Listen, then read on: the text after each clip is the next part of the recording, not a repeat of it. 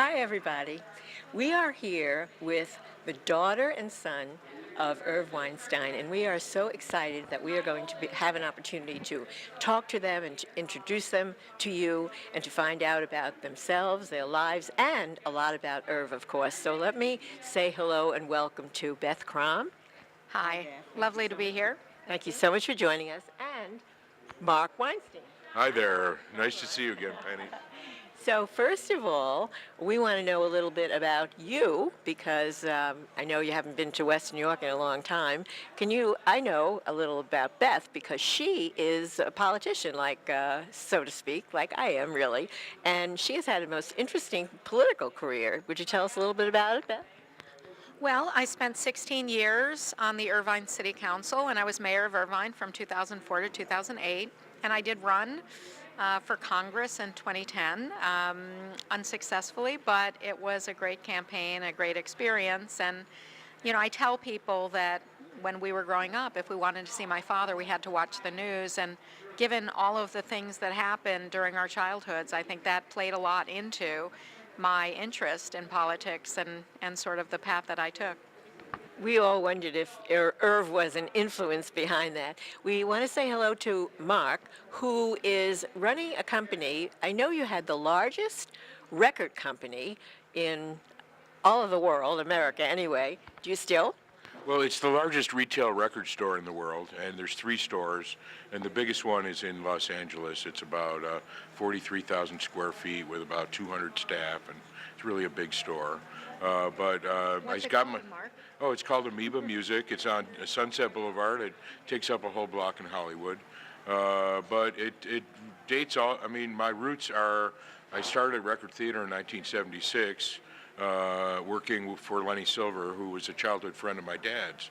And likewise, my dad used to bring home a lot of records from KB Radio. And so we always had a lot of records around the house, and I always had a pile of records. But I was interested in music and records. My parents are the sort of parents that allowed me to have a drum set and bang away in the basement of my house and jam with my friends. So I was always a musician and always loved records and music, and got a record store job right out of high school. And it's literally the only thing I've ever done in my life is work in record stores, including my own. Yeah. Well, both your careers were, of course, influenced by your dad and your mom, Elaine. Now, tell us a little bit, of course, we really want to know how Irv is doing and how his disease has progressed. Well, unfortunately, my dad has ALS, and he was diagnosed a little more than a year ago in September of 2016, though the symptoms were showing for about 6 months at that time.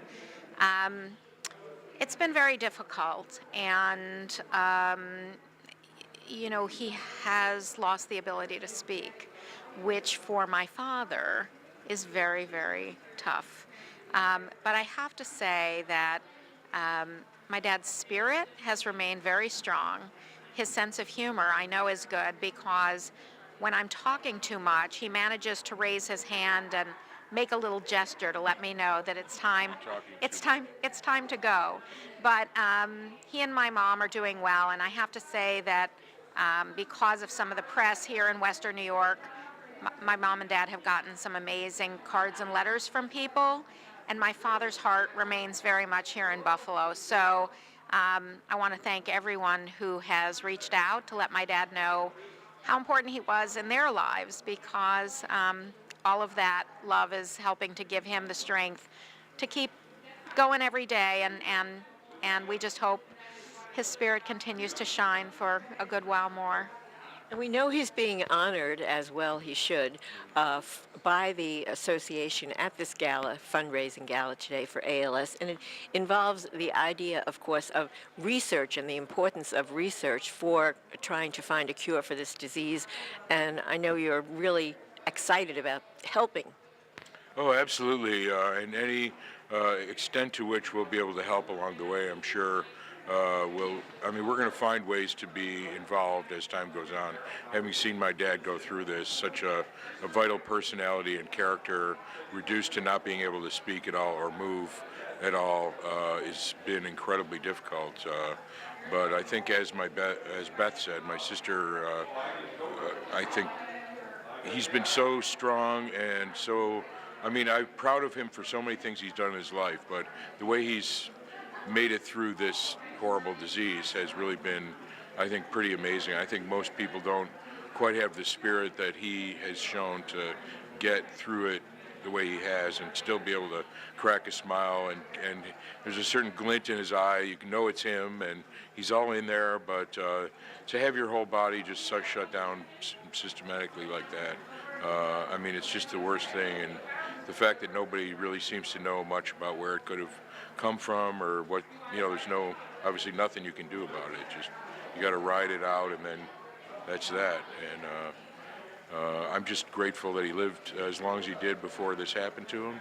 And I just feel like anything we can do down the road to help with research would be huge for us. It would mean a lot to us for sure. So, If he was here with us today and if he could speak, what do you think he would say to our viewers?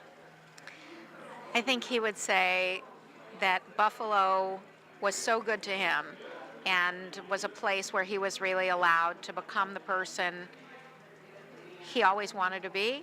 And I think my mom would say the same thing. My mom was born in Brooklyn, my dad was born in Rochester. They're both New Yorkers. But I think in Buffalo they really found a place where they could feel at home and where they could build their own lives. And I think Marc, Rachel, and I really feel it was also an amazing place for us to grow up, and that we've taken everything we learned here and we've put it to good use where we've gone. My dad would say, thank you. I think that's what he would want everyone to know. yeah, I mean, the love the love that Buffalo has shown for him over the years, as is so amply evidenced in the many feet of cards that he's gotten since he got sick. I mean, it went both ways. My dad loved this community just like the community loved him, and you can't ask for more than that.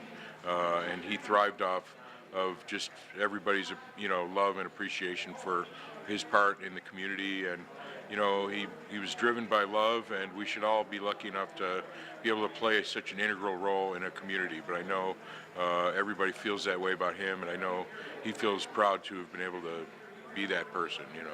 We are so thankful that we had an opportunity to speak to Beth and Marc, and we thank you so much for being with us today.